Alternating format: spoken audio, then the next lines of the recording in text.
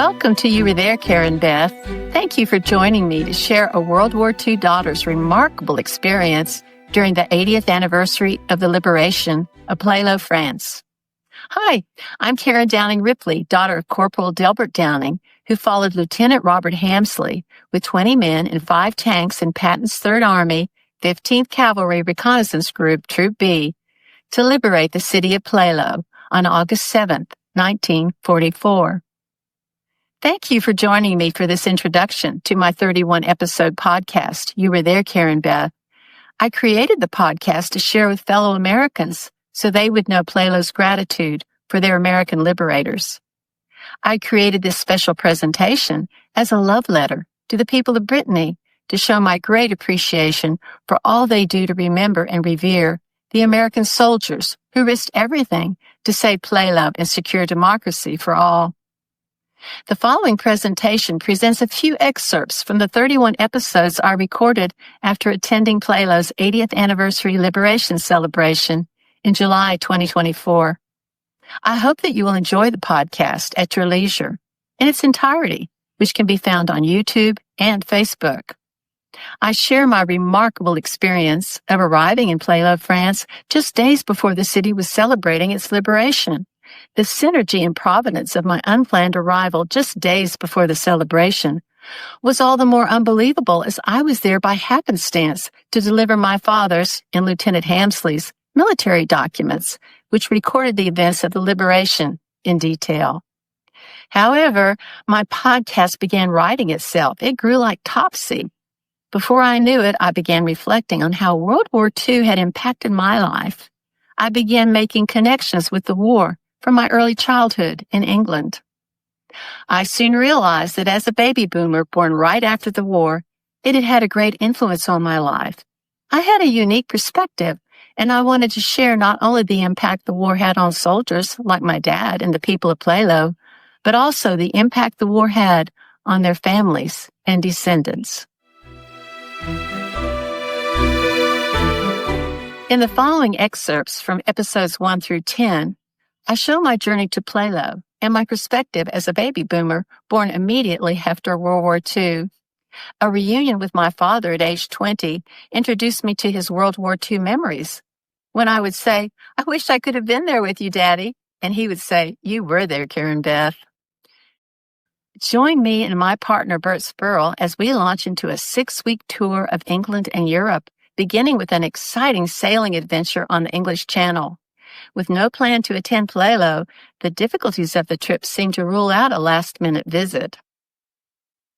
I am Karen Downing Ripley, and I live with my partner, Bert Spurl, outside Bandera, Texas, known as the cowboy capital of the world.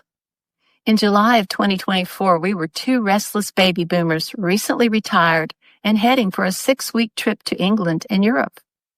Since we would catch our returning ferry to England in Calais, France, there was also the outside chance that we might try to drive west to Brittany, France, where my father, Corporal Delbert Franklin Downing, had served in World War II.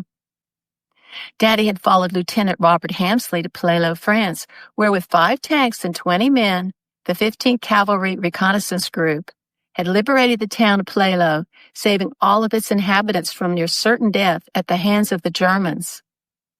A true Appalachian storyteller, Dad's war stories were incredibly rich in detail and excitement. I would often tell him, "I wish I could have been there with you, Daddy." And with his brown eyes flashing, he would say, "You were there, Karen Beth. You were there."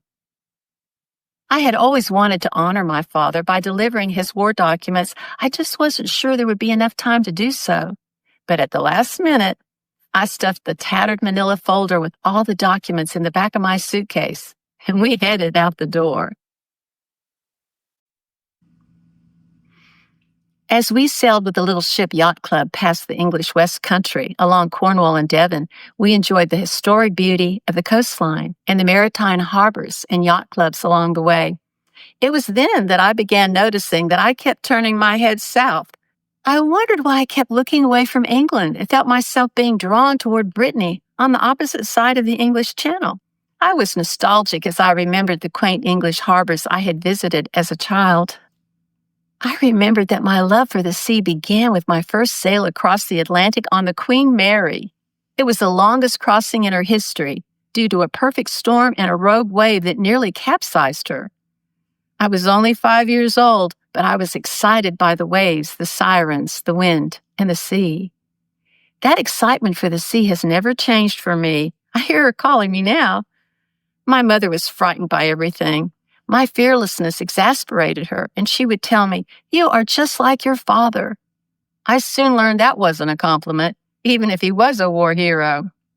I guess that thrill-seeking, risk-taking nature that I inherited from Daddy was activated by the storm because right then and there, I claimed that part of my DNA. No wonder while sailing, I kept looking across the channel. I was wondering how Daddy had crossed her on his way to his destiny to help liberate Brittany.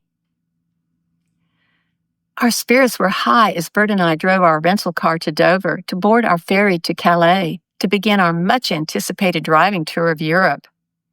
It brought me back to when my mom and I arrived in England when I was 5 years old.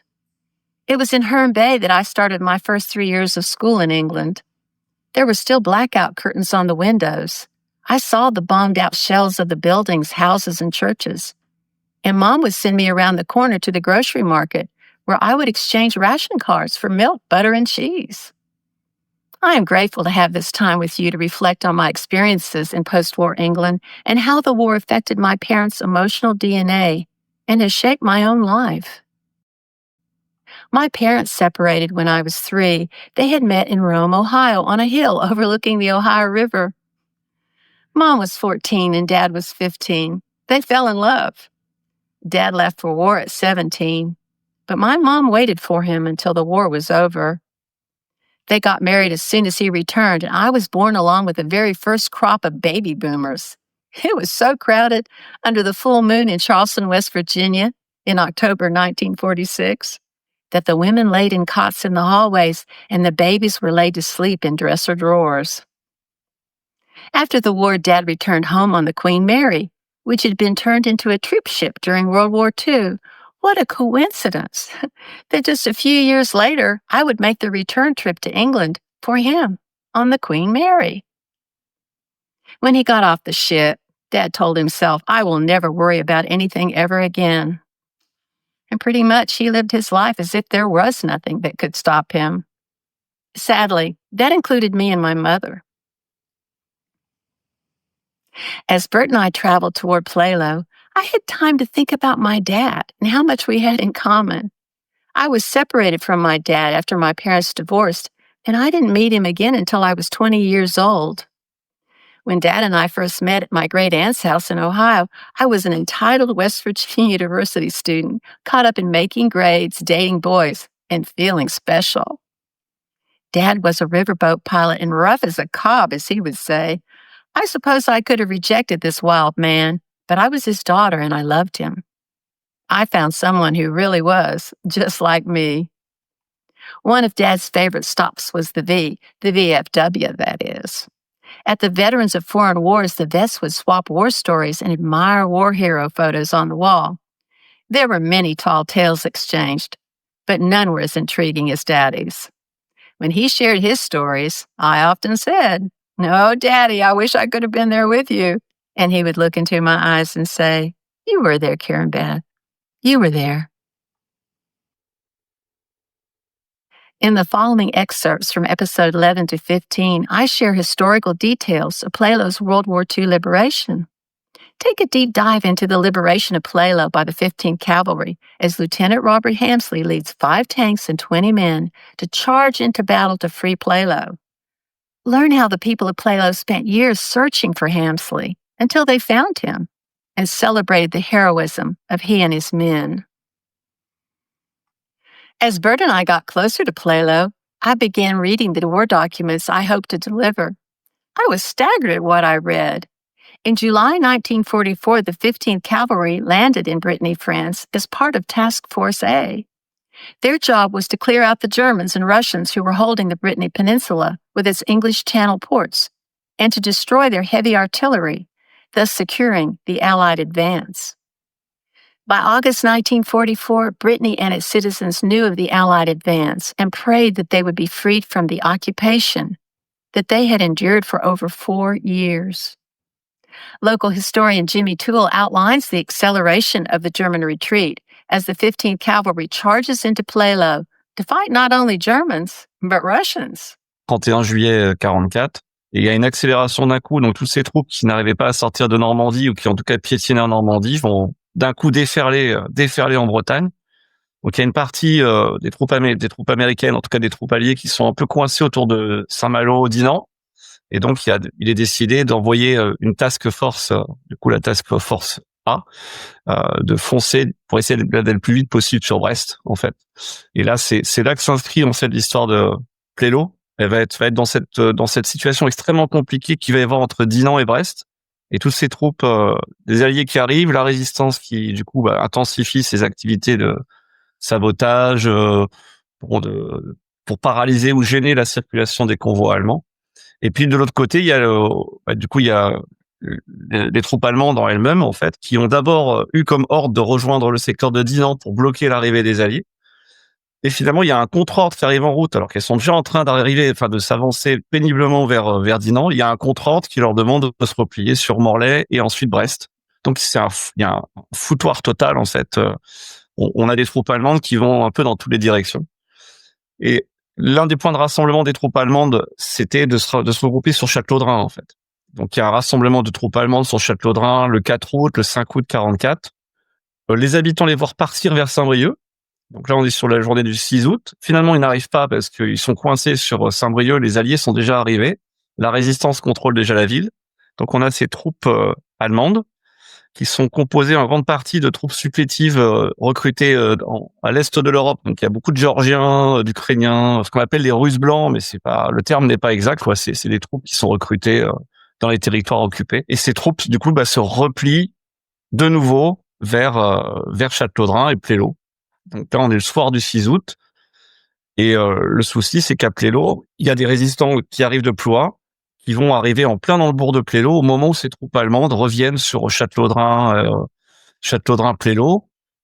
Et puis voilà, ils sont pas prêts du tout. Ils sautent tous du camion. Ils étaient avec le camion. Ils essaient de tirer sur les soldats allemands, mais honnêtement, ils sont pas vraiment en supériorité.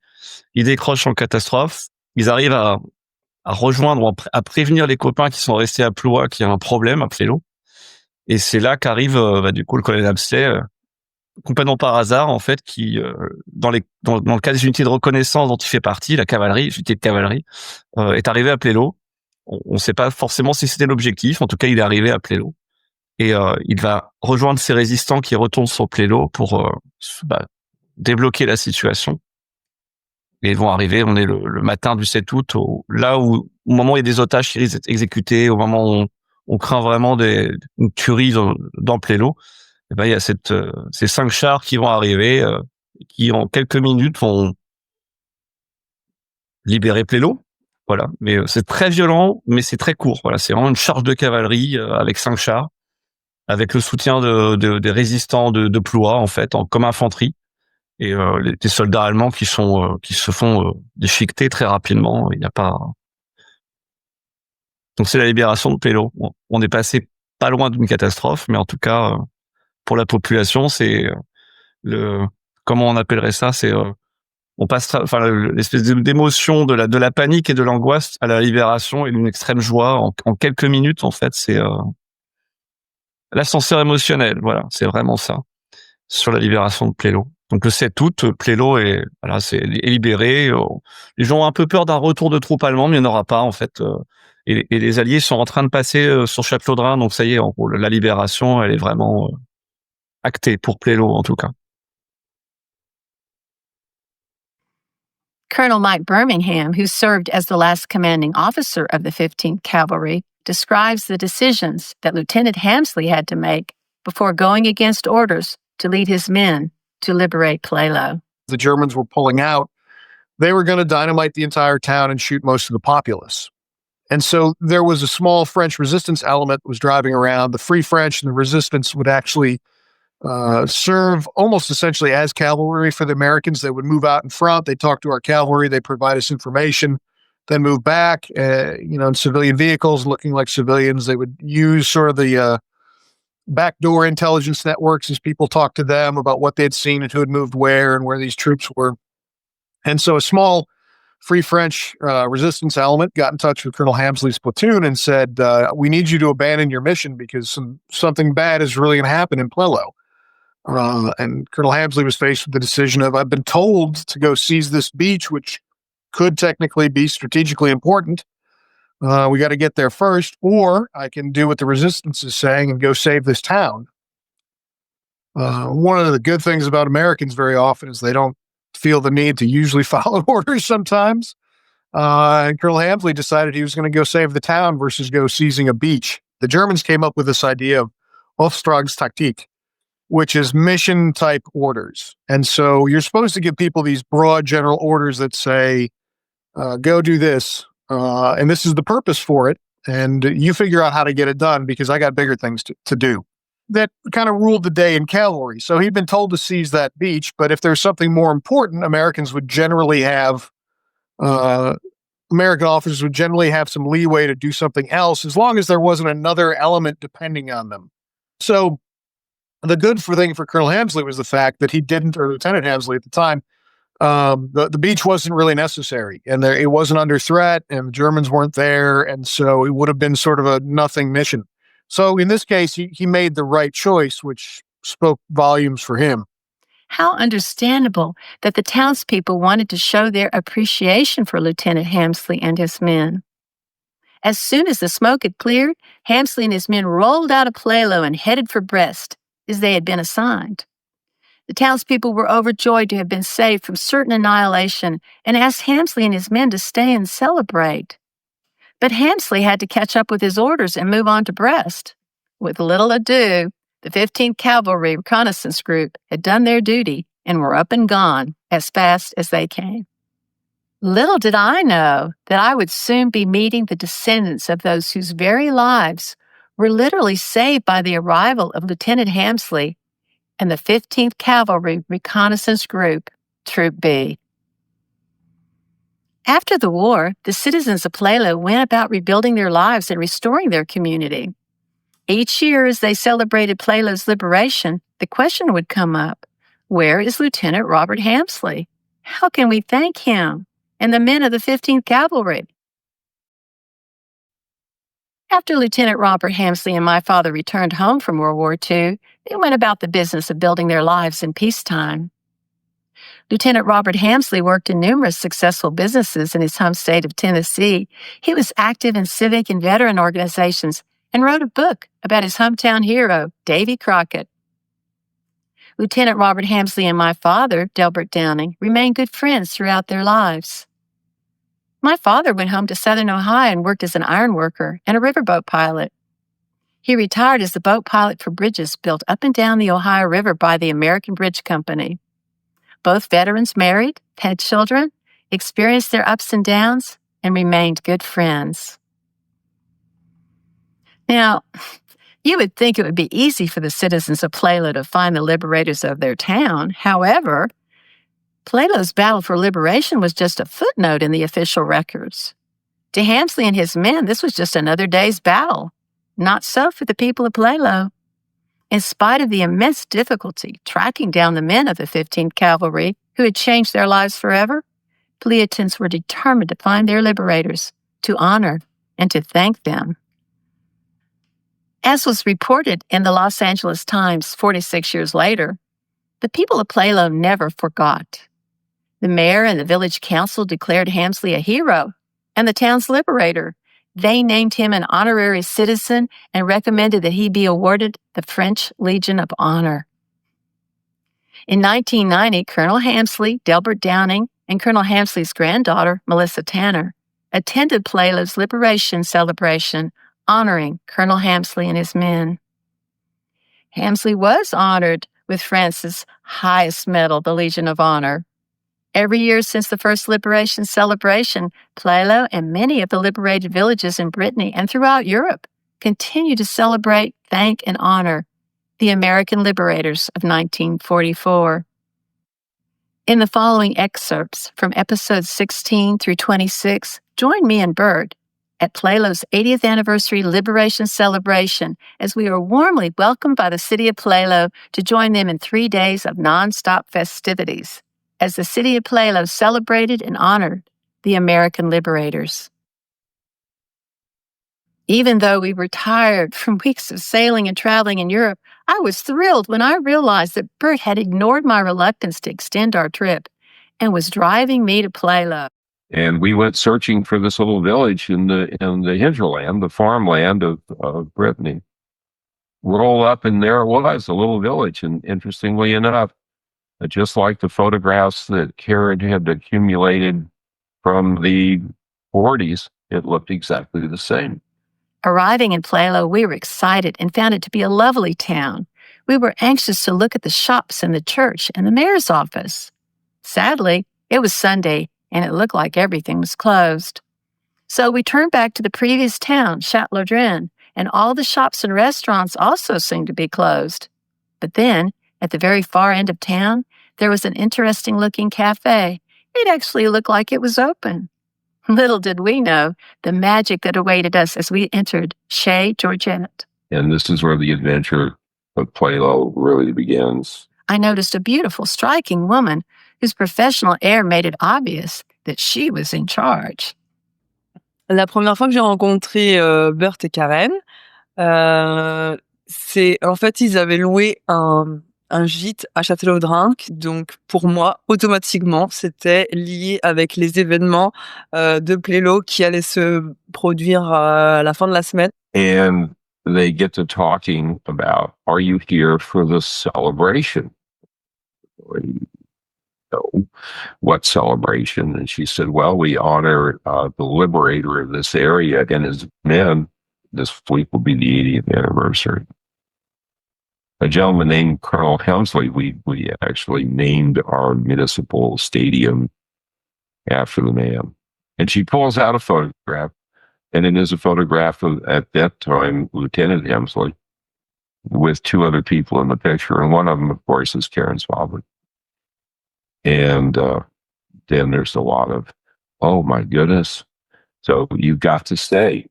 After arduous travel in England and Europe for 5 tiring weeks, how was it that we had ended up in Plélo, France? The synergy of us coming unknowingly and unannounced, exactly at the moment that Plélo was celebrating my father and the American liberators for saving the town and its citizens in World War II, was simply incredible. And there we were for the grand adventure of a lifetime. The next morning, we left our B&B and headed for Plélo City Hall to deliver the documents as planned. When I presented the mayor with my father and Colonel Hamsley's World War II documents, I was immediately welcomed as the daughter of the American liberator, Delbert Downing, and as Colonel Hamsley's protege and friend. The mayor invited us to attend 3 days of festivals celebrating the liberation. After a beautiful day touring Brittany, we headed back to Chez Georgette for a reception where we met descendants whose ancestors had lived in Plélo during the occupation and liberation who wanted to share their family's oral traditions. Melanie's grandfather, Louis Corbel, had been a young boy during the war. He and the other boys would run to the fields or barns and hide when they heard the Germans coming. He talked about the hiding place everyone had, where they would hide their food, valuables, money, guns, and information for the resistance. One of Melanie's friends had grown up with her in Plélo, but also had lived and worked in Austin, Texas, just a couple of hours' drive from our home in the Texas Hill Country.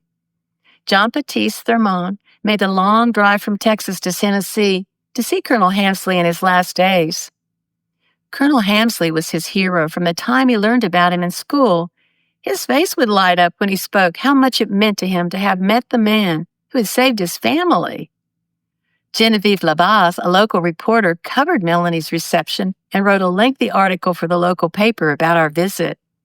She also reported on my father having been one of the liberators, as well as my relationship with Colonel Hamsley.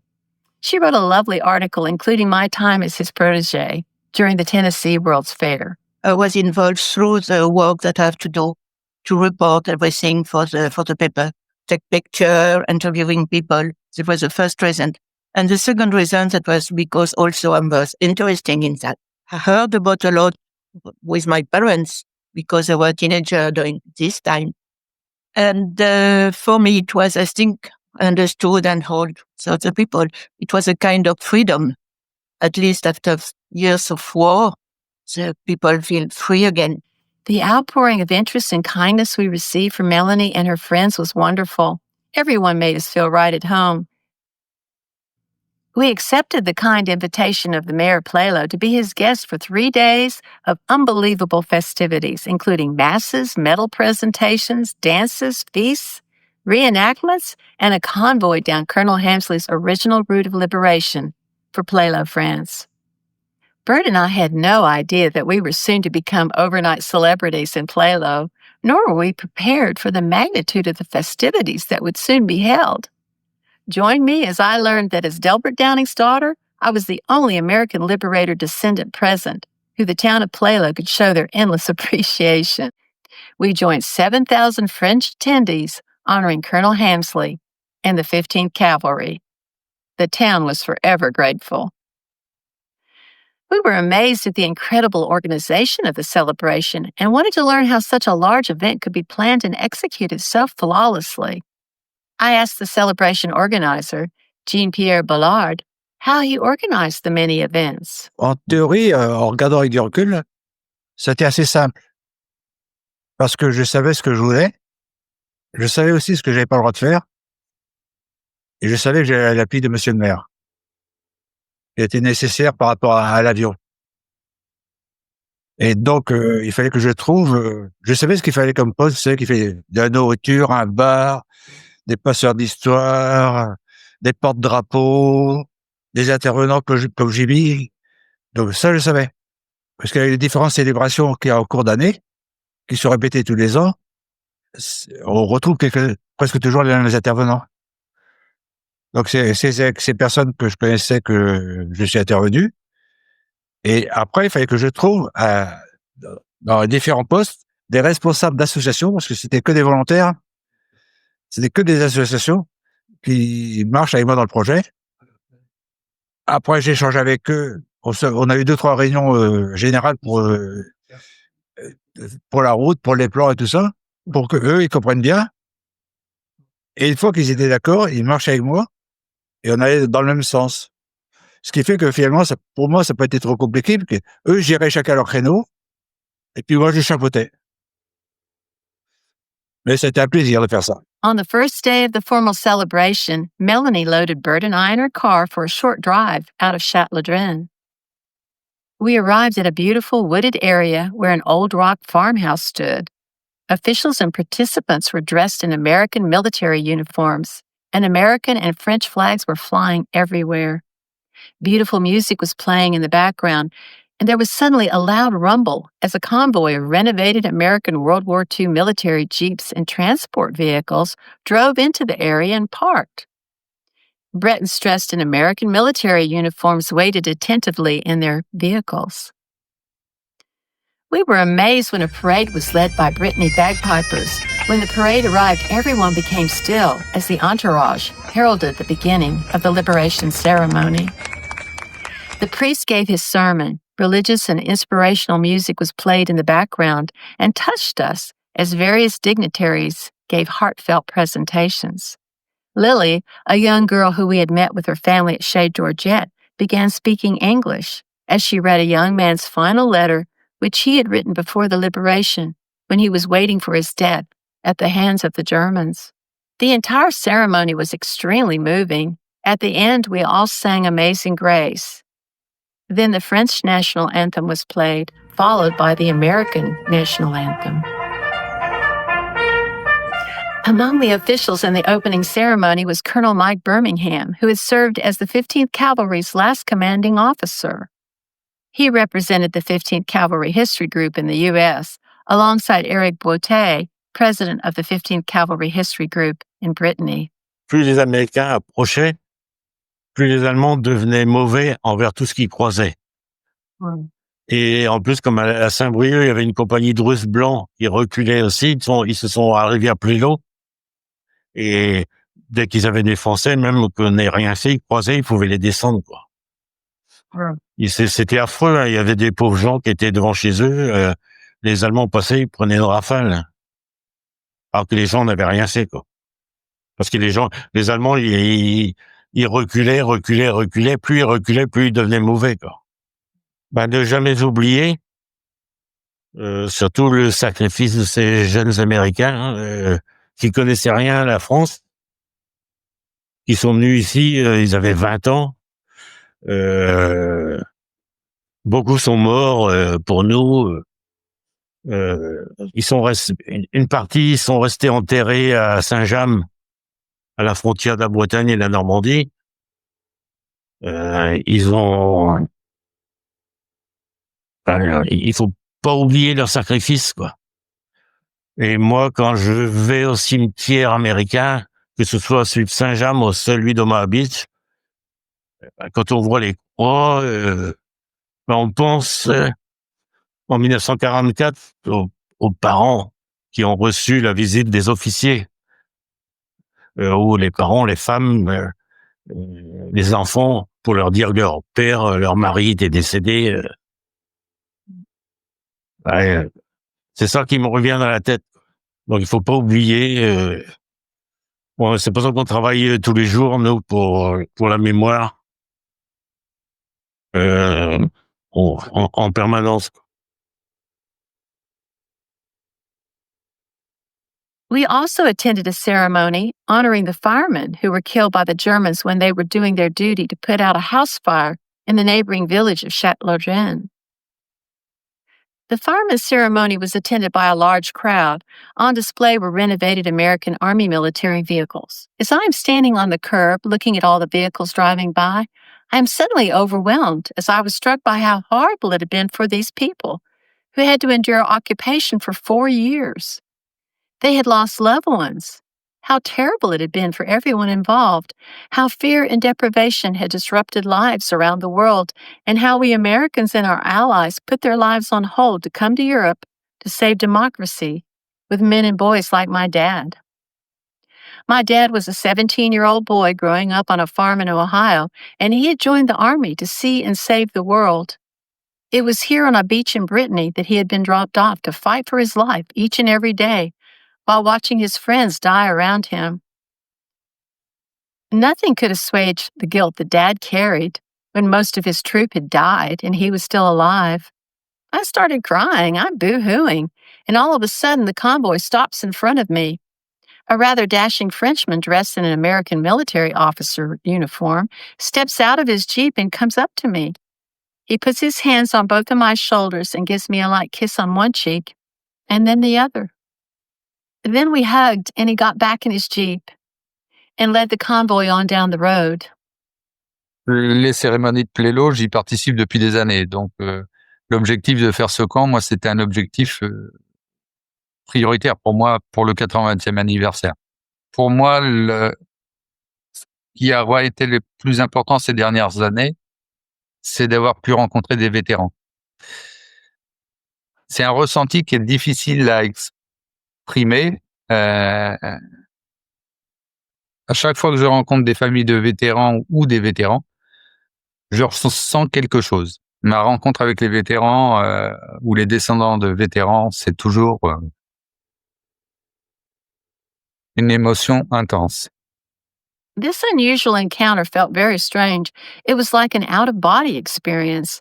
I felt as if we'd been transported back to August 7th, 1944, when Colonel Hamsley led his men down that very road 80 years before to liberate Plélo. And I was there, like Daddy always told me. You were there, Karen Beth. You were there. As we walked around the camp, we enjoyed speaking to the interpreters and learning more about the function of the U.S. Army camp. We were impressed by the reenactors who flawlessly dressed their part in 1940s uniform and dress. Melanie translated the conversation with Erwin Jezequel, the vice president of the 15th Cavalry Historical Group in Brittany. We asked what was involved for them to create this true-to-life experience of World War II. De la reconstitution, ça va faire une bonne quinzaine d'années. Alors qu'on est arrivé en fait le fameux dimanche matin avec les véhicules, donc tout le monde ça a commencé à se mettre en place et tout. Et comment dire, voir tous ces drapeaux rassemblés, ça fait chaud au cœur parce que quand on voit quand même tout ce qui s'est passé, tous les soldats américains qui sont quand même venus en France pour la libération et voir l'histoire de. Another tent was manned by what looked like a paratrooper in his uniform. He talked to us about how important the maps were and how they needed to have accurate, detailed maps at all times to assist in reconnaissance.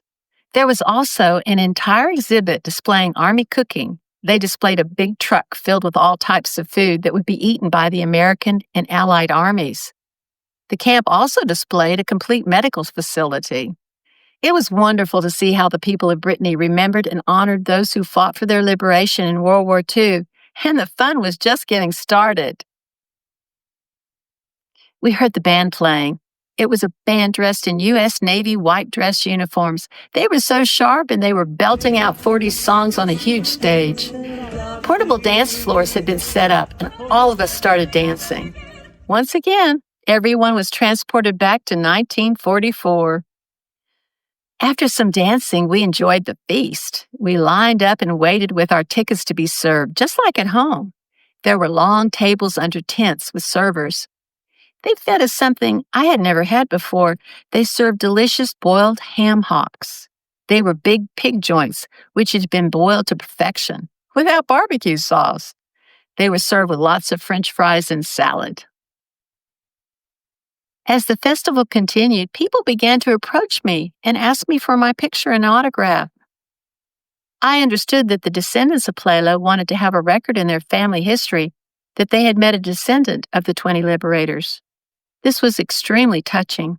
Florence Arthur Collette said, "You know, we wouldn't be here if it hadn't been for your father and Colonel Hamsley and his men. My grandfather and my husband's grandfather were in the resistance, and the Germans were getting ready to drag them out of the resistance house and shoot them when the 5 tanks came rumbling in." Well, my grandfather called Jean Ballois, so her father, and he was in the resistance. Il faisait partie des 12 civils qui ont été alignés face à la grille à Plélo, sur laquelle il y a eu une plaque d'ailleurs depuis qui a été posée justement cette fameuse journée de commémoration. Alors, ça faisait déjà quelques jours que les commémorations avaient lieu. Oui, c'est ça. Et ma maman, Claudie, ici présente, avait à cœur de participer Tout à à fait. l'ensemble de ces commémorations. Et les enfants et les petits-enfants. Donc, Voilà. pour la mémoire. Hein. Pour la mémoire, exactement. C'était important. Pour maman, c'était important, Ouais. je pense qu'on soit tous là. Et aussi nos enfants, Oui. parce que justement on avait à cœur qu'ils comprennent un peu les enjeux de la Seconde Guerre mondiale. Voilà. Et puis à quel point parfois la vie vraiment ne tient qu'à un fil. Oui. I understood that thanking me was very meaningful to everyone I saw. I was proud to accept their thanks in honor of my father and the American liberators. During the war, everyone who was left back home did their best to support the troops. American families lived with scarcity and kept the home fires burning, waiting for their boys and girls to return home. Everyone's lives were on hold, and no one knew just for how long. Hi, my name is Susan Metz. I'm from Kansas. I'm the niece of George Palmatier, who served in Patton's army and was killed in service on August 8th, 1944, near Plouenot and Plélo, France. They lived in a very small town in Kansas called Longford. Things that we heard about him is that he was ornery, he loved horses, and when George died, my grandmother's wishes were for him to stay where he served and died. He was buried in the Brittany Cemetery. After the war ended, everyone thought everything would go on as it had before the war. No one admitted that many of the boys who had left were not the men who returned. No one spoke of the estrangement caused by the World War II elephant in the room. No one spoke of PTSD. Veterans were expected to pick up their lives where they were left off. My daddy joined my uncles and our families to just go on like nothing had happened to them in surviving the war. Everyone got back to work. No one talked about how the trauma of World War II had changed them. I asked historian Jimmy Toole why he thought that Bretons still remember and celebrate Plélo's liberation after 80 years. Je pense que le passé, il nourrit aussi notre compréhension du présent. Donc, on peut pas avancer si on ne connaît pas un minimum son passé. Après, on peut avancer, mais je pense qu'on peut en tirer, on peut gagner du temps dans notre chemin de vie en réfléchissant un petit peu au passé, à l'histoire. Ça évite peut-être de refaire les mêmes bêtises. En tout cas, je pense que ça peut nous permettre d'avancer un peu plus vite. Puis il y a la question de la mémoire aussi. Il y a des familles qui ont vécu des drames. Il y a des gens qui se sont engagés pour des causes. Ce serait quand même dommage d'oublier. Parce que c'était des grandes causes. C'était des grandes valeurs. Donc, dans le monde d'aujourd'hui, je pense qu'il y a besoin de rappeler les faits et les raisons des engagements. Pourquoi s'engager dans la résistance? Pourquoi lutter contre le nazisme ou le fascisme? Je pense que ce sont des valeurs importantes. One of the joys I experienced in Plélo was hearing the oral traditions about World War II. There were many shared stories, and all showed how important it is to remember our family history. The experience of those who witnessed history shape us and our descendants. They show us who we are and why. One such story was told by historian Pierre Lesaudière. Et par contre, je vais vous raconter une autre chose qui tient de mes cousins. Et mon oncle envoie son jeune fils à Lens-Cocha, quoi. Vous allez chercher les commandants, les colis qui étaient arrivés par la vedette, quoi. Il allait les chercher, il prend son trombeau, son cheval, et puis il passe la commune de Ploie. Il arrête dans un café, puisqu'il avait toujours ses habitudes d'aller prendre son tabac dans un café et tout ça. Il va chercher les colis à Lens-Cocha, qui étaient rien que des armes et des munitions. Il les charge dans son tombereau. Il met du trèfle dessus. Il repasse, il revient 1h30 peut-être après. Il arrête dans le même café, puis il s'assoit à la table qu'il avait l'habitude de s'asseoir. Et il y avait des Allemands qui étaient dans le café, puis ils avaient accroché leur ceinturon sur un porte-manteau qui était dans le café. Lui, il a pris sa condamnation, il est ressorti, et puis il a emmené les ceinturons qui étaient sur le porte-manteau, alors qu'il n'avait plein sa charrette. Et ça, je suis sûr, puisque c'est ma cousine qui m'a raconté ça, et j'ai mis une après-midi pour lui faire passer et raconter cette histoire-là. Toward the end of the evening, Bert and I are getting tired and decided to walk from the stadium back to town, where Melanie had parked her car in front of the mayor's office, near where the church was located. Melanie had brought one of her brothers to meet us. She and her brother wanted to show Bert and I something, so we began walking with them around the square.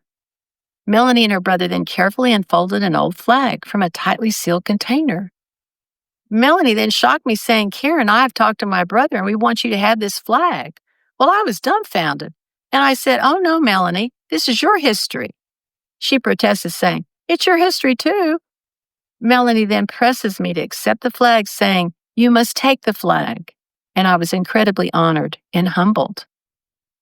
I have the French flag in my home, and I honor it beside my father's flag.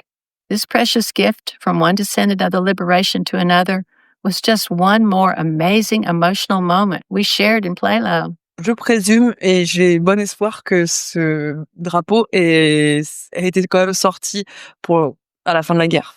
Voilà, on voit bien que c'est quelque chose un peu fait maison et on l'a conservé très longtemps.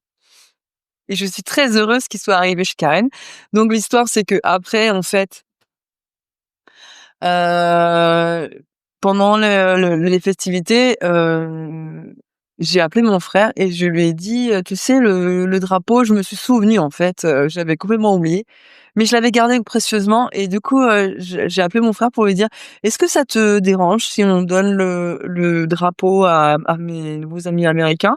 Il me dit: «Mais non, pas du tout, aucun problème de son côté» et donc j'étais très contente, donc de lui donner rendez-vous dans le centre de Plélo avec Karen et Beth et donc je leur ai fait visiter, la ville, enfin le centre.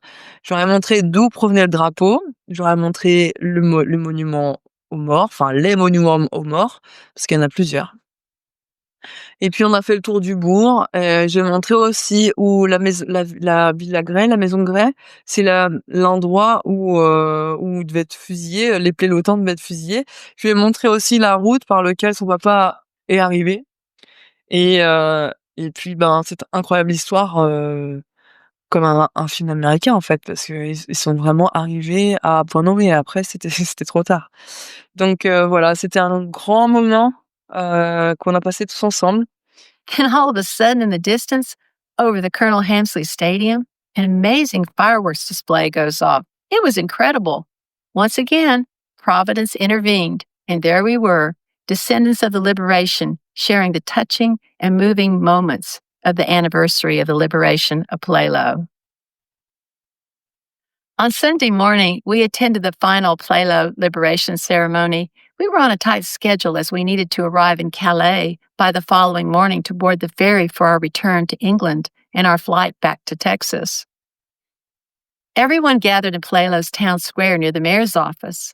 All of a sudden, we hear the American military convoy warming up their engines as everyone milled around waiting to begin. The convoy would soon travel through the town just as Colonel Hamsley and his 20 men had 80 years ago. I looked for the renovated American 1940s Sherman tank. It was just as when the 15th Cavalry had rode into town when they fought for and won Plélo's liberation.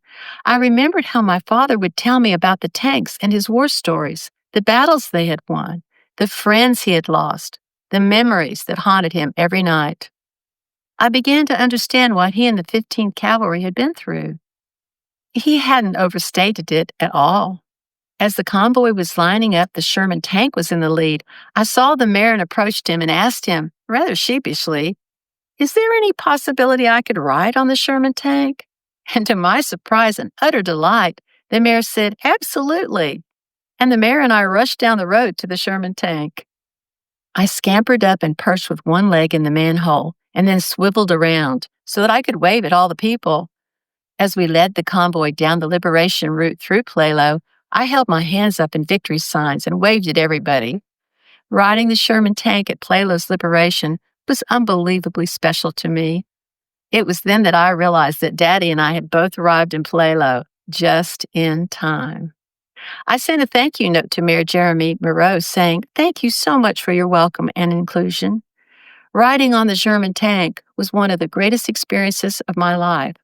My father was sitting right beside me." Mayor Moreau responded saying, "Your words go straight to my heart. The hypothesis was indeed your climb on the float." It was a magnificent moment. In the following excerpts from episodes 27 through 30, I reflect on the impact of World War II. See how the people of Plélo shared their oral traditions and family history during World War II. As descendants of World War II, we continue to live in freedom due to our ancestors' sacrifices.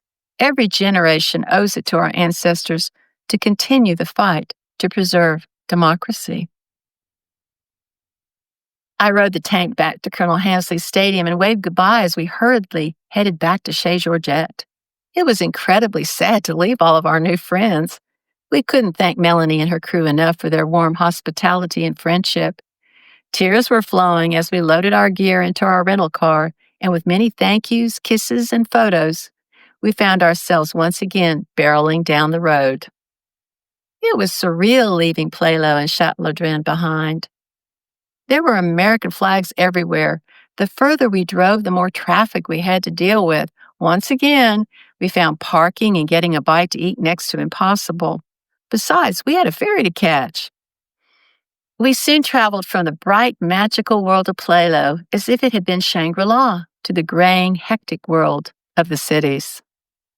We soon busied ourselves with the GPS and finding lodging, a rental car, and catching our ferry. It seemed that no matter where we traveled in Europe, World War II was one of our closest companions. Wherever we traveled, memories, celebrations, and flags reminded everyone of World War II and the Americans and Allies who had liberated them. When we flew out of London for our long flight home and landed in San Antonio International Airport, the city was sweltering with a blazing sun and horrible traffic with our freeways under massive construction. We were excited and happy to return to our beautiful country home with our happy cats and friendly neighbors. It was only after a day or so of rest that we began processing all that had happened to us in Plélo. When friends inquired about our trip, I would find myself tearing up and filled with emotion. As we relived our experiences, our listeners would often tell us that they got chill bumps. When we described all that had happened, they often used the word provident. Everyone I told about Plélo's incredible liberation celebration said they had never heard of this amazing outpouring of gratitude. Repeatedly, I was told I should keep telling my story. More people should hear about Brittany and the amazing celebrations they hold each year to honor the Americans who fought to liberate their towns and villages. I began to ask myself why. Why, after 80 years and more wars, why did the people in Britain still care? I now know why the people of Brittany reenact the 15th Cavalry Convoy traveling down the sacred liberation route. They continue to celebrate their liberation because they want to recreate one of the happiest days in their community's history. Thank you for listening to my perspective as a baby boomer when I visited Plélo and learned how the war affected me and my family and how it probably affected yours. I ask you to take a few moments to remember and honor your ancestors. Think of the sacrifices of the men and women in your family who were willing to put their lives on hold and to give their very lives to preserve democracy. Ask yourself how the war affected your family. Ask yourself how the ravages of war affected our society with death, disabilities, PTSD, alcoholism, and divorce. Join me with gratitude and pride of being a world citizen as we remember and honor our heroes, and in respect and gratitude, do our part to continue to defend our precious democracy. God bless our veterans, God bless America, God bless Plélo, and God bless you. In 1990, Daddy was invited to join Colonel Hamsley on that first trip when Plélo was finally able to thank Colonel Hamsley and the 15th Cavalry for liberating them in World War II. After Daddy returned from the Plélo celebration, I went with him to the VA. I had often quarreled with Daddy about his drinking and smoking. I was always concerned for his health, but he seemed healthy as a horse and could outrace me to the top of any hill. It was an awful shock when the doctor told Dad he had advanced cancer of the throat. My brothers and I rallied around him. He told us not to fuss. He was only 64, but he wasn't afraid to die.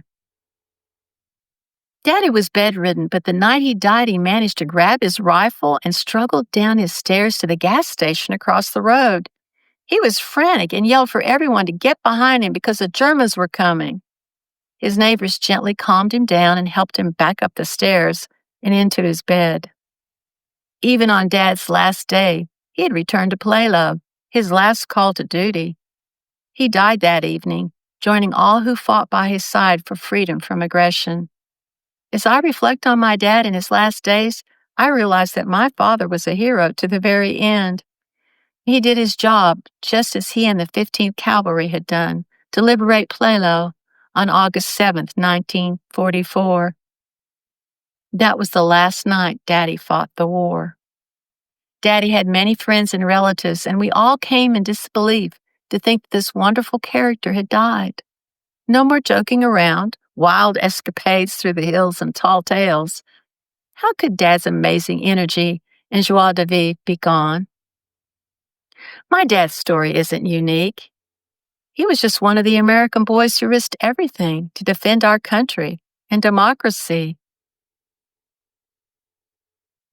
In the following excerpts from the next and final episode 31 of this journey, discover how these stories came to be shared, why preserving our oral traditions matters, and how you can uncover and pass on your own family's historical DNA. After my return home to Texas, I began telling anyone who would listen about my amazing experience in Plélo. Everybody seemed to have the same surprised, pleasant, and pleased reaction that would tell me that my story needed to be told. My friends, the dentist, my yard man, the clerk, the receptionist, the deputy, they all shared their World War II oral traditions with me. All were rich in meaning. Everyone stood proud as they told their stories, as they should. Sharing our oral traditions drew us together, just as the shared DNA of World War II trauma connected me to the Bretons and my fellow Americans as we shared our family's oral traditions of World War II. I couldn't stop telling about my visit to Plélo. That's when I first got the idea of learning how to create this podcast. It all started with a conversation I had with our neighbors, Gary and Nelda. Nelda has a daughter who is a podcast producer and a grandson who is a tech expert, and they live 2 houses down from mine. Was this another sign? Bert and I continued to wonder at the providence that began as a simple decision to deliver my father's wartime documents. How did our last-minute change in direction turn into a transformative experience that has led to my all-consuming 7-month mission to produce and share this podcast?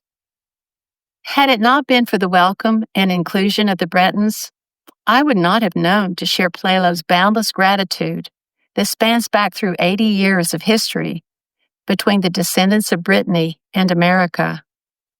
As a liberator's daughter, please accept my sincere gratitude to all who remember and continue to honor Patton's 3rd Army, 15th Cavalry Reconnaissance Group Troop B, who liberated Plélo on August 7th, 1944.